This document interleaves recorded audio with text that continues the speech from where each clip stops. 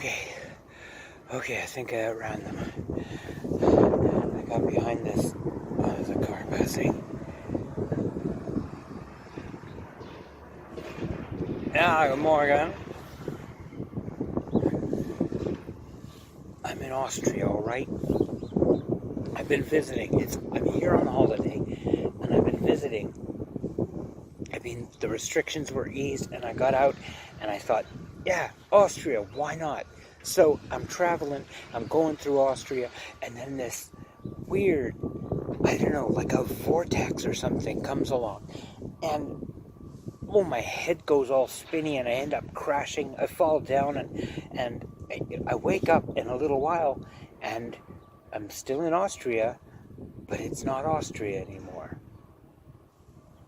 It's Austria-Hungary.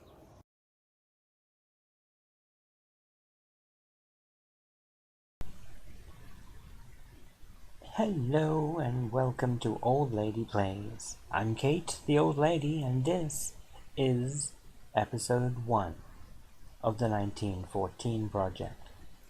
So this is a really ambitious little project, but let's lay it out for you. Here's the thing.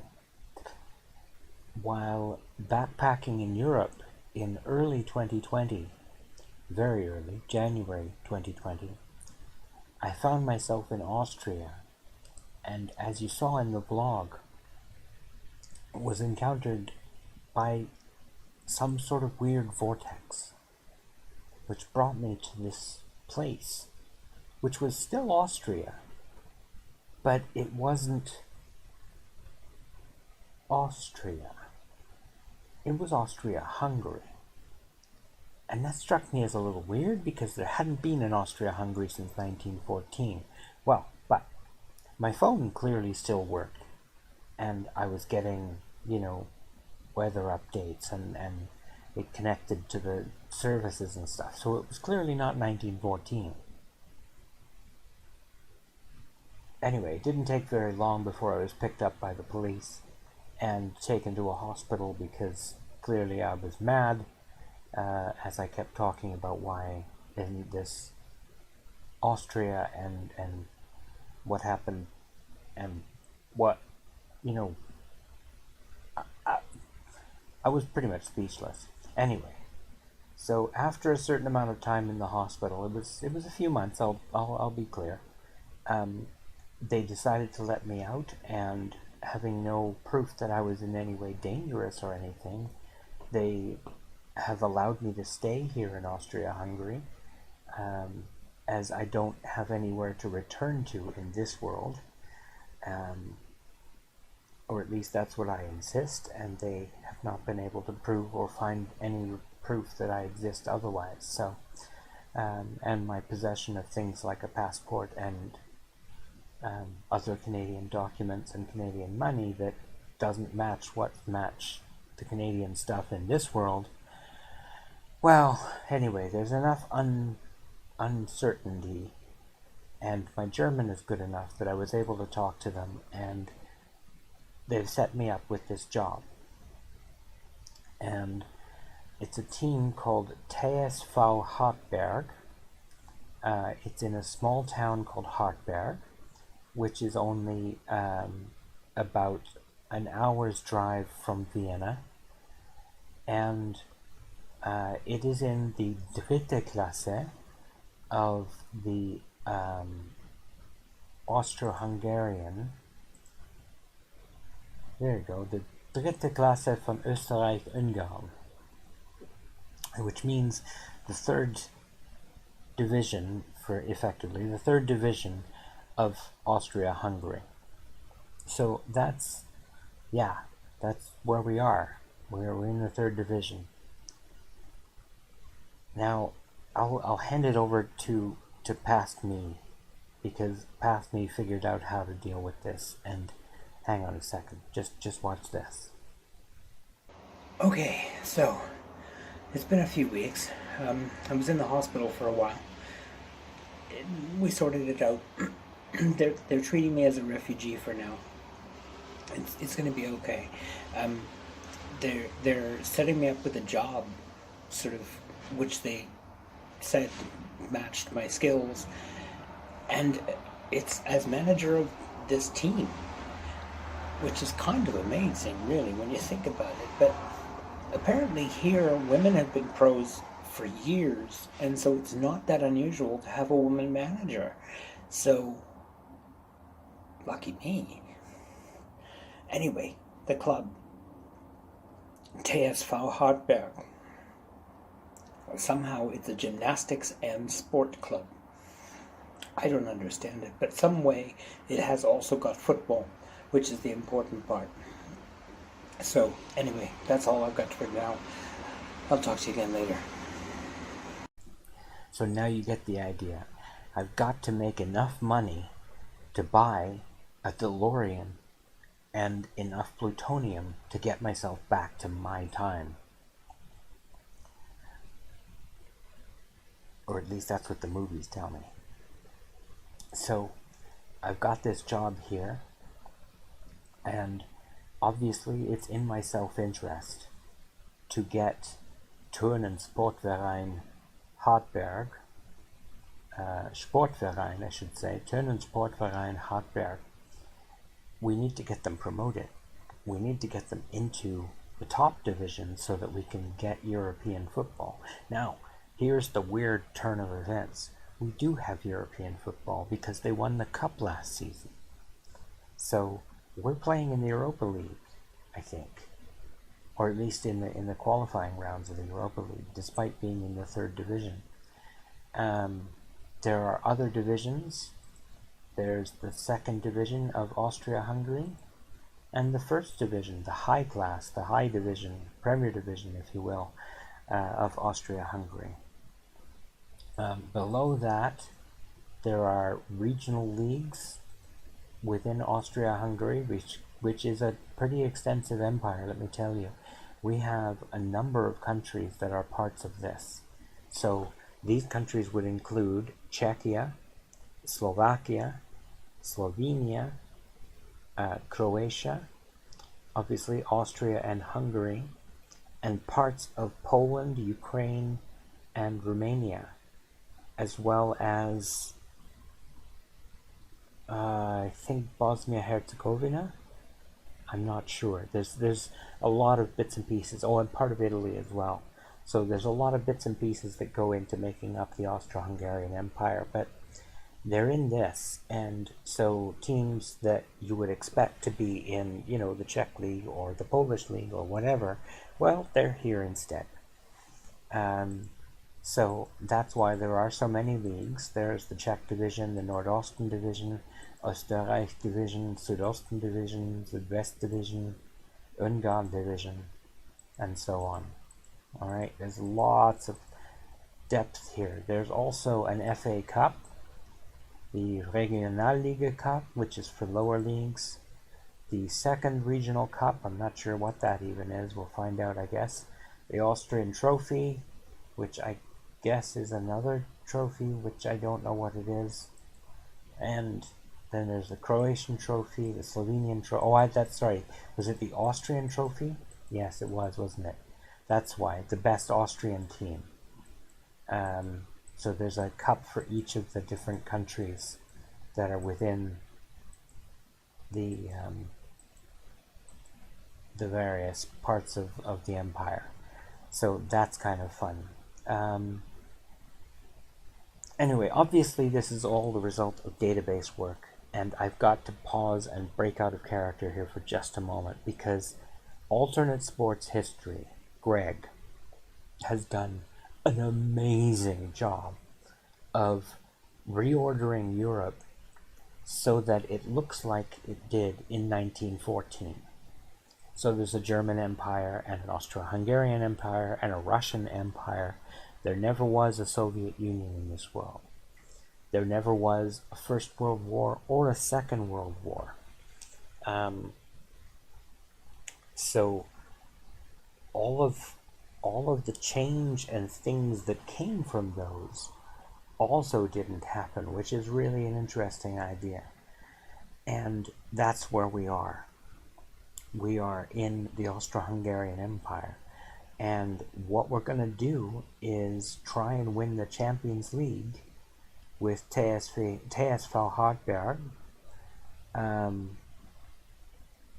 and in so doing, make enough money to buy that DeLorean and the plutonium that we'll need to make it run, so that I can actually get home. So that's the gist of what we're doing here. And after all that chatter, let's have a quick peek at the team. Here's the tactic that we're going to play, a custom tiki-taka. To be fair, I've got to be absolutely fair on this. TSV Hartberg was in the Austrian Bundesliga, the top league in Austria. So they are in the third division here because of the reputation of the team. With all these other teams coming into the league suddenly, they got displaced all the way down to the third division. So it should be relatively easy for us to move up from the third division. We are favored this year, so to win the league. So it's not going to be a very intense first season, and in fact it'll be a fairly short first season as far as episodes go. Here we have the team and the strategy that we're playing, the tactics that we're playing, I should say.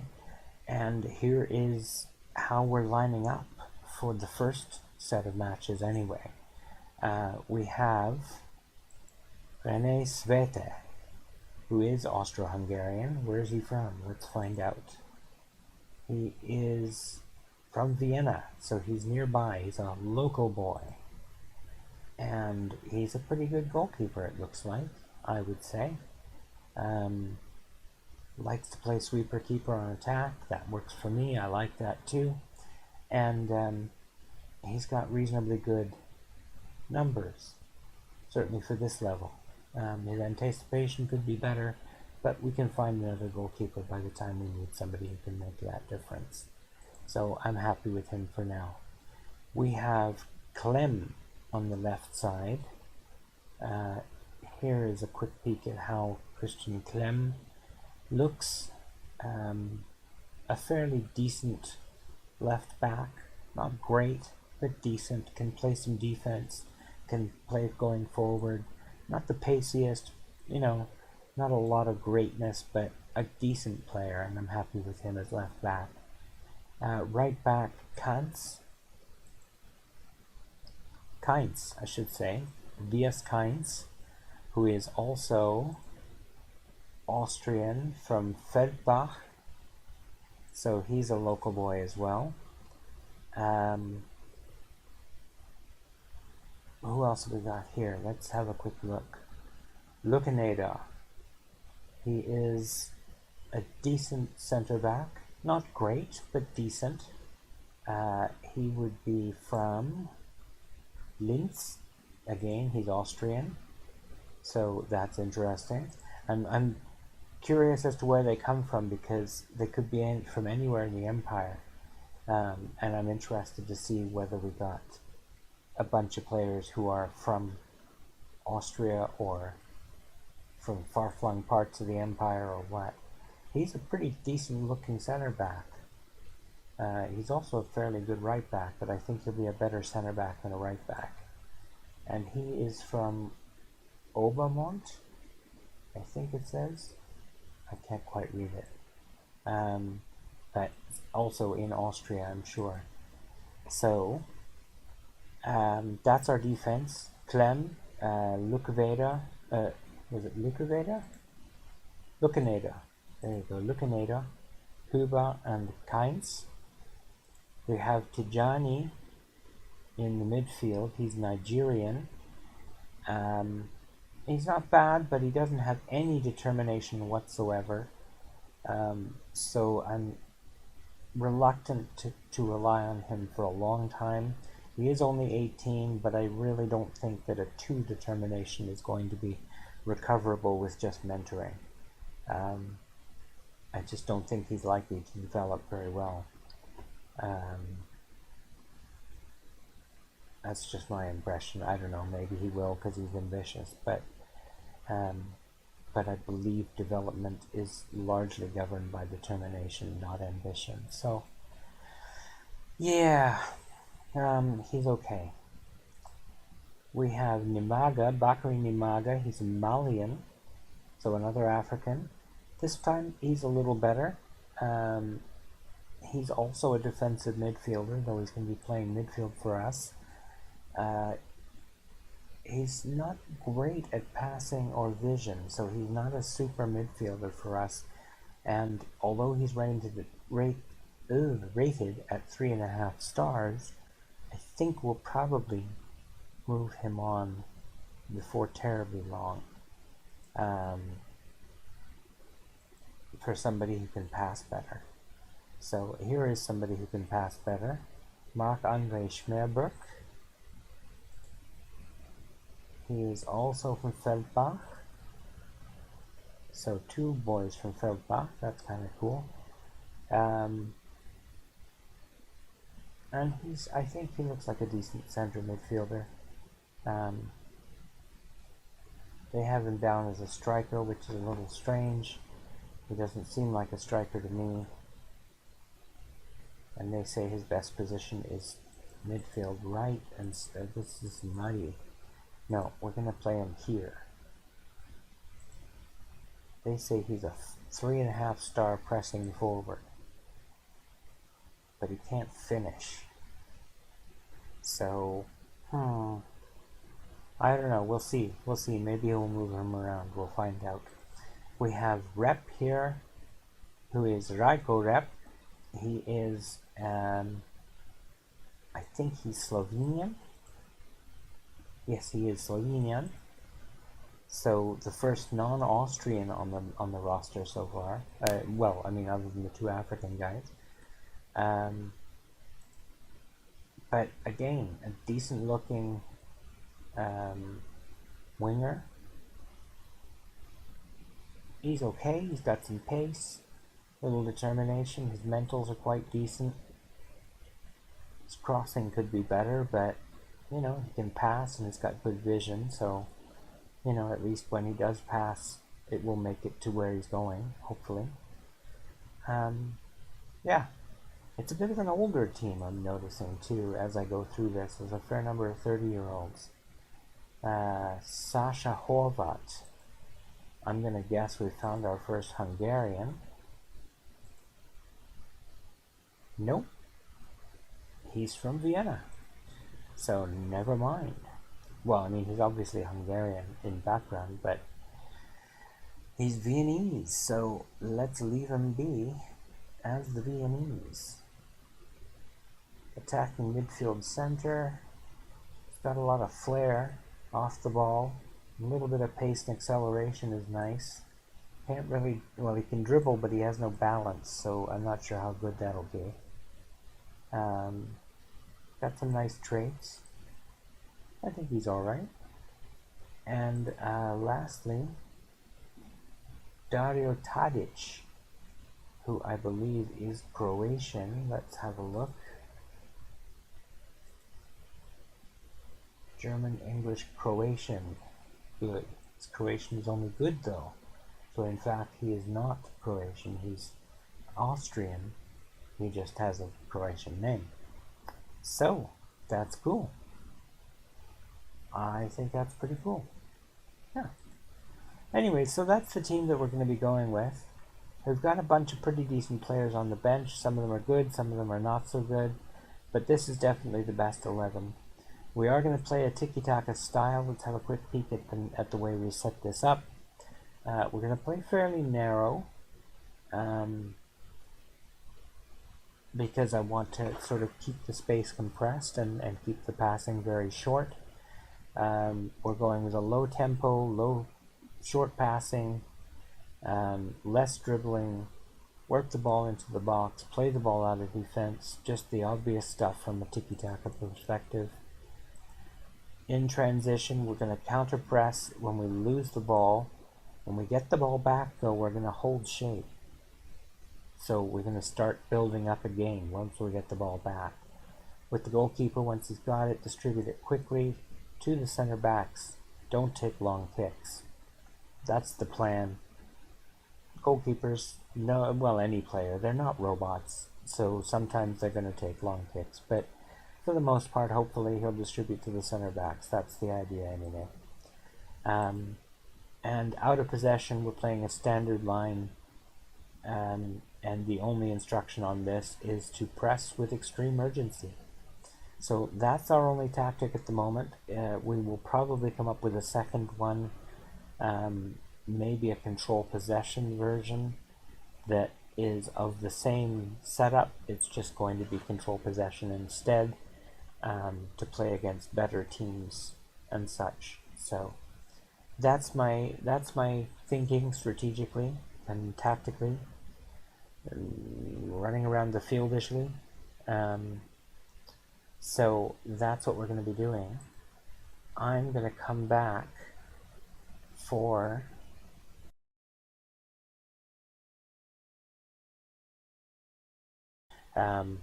or I might start with that's it. I was going to start with Austria-Hungary because they are the first home game in the league.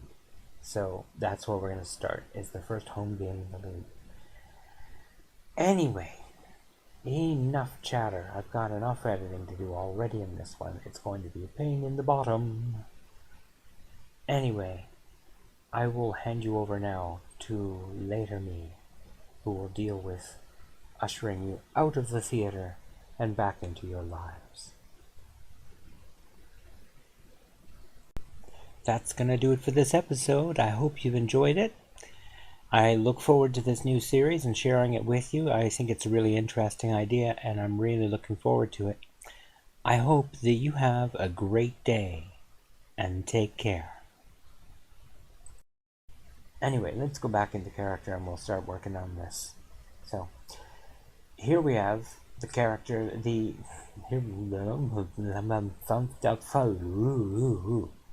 okay.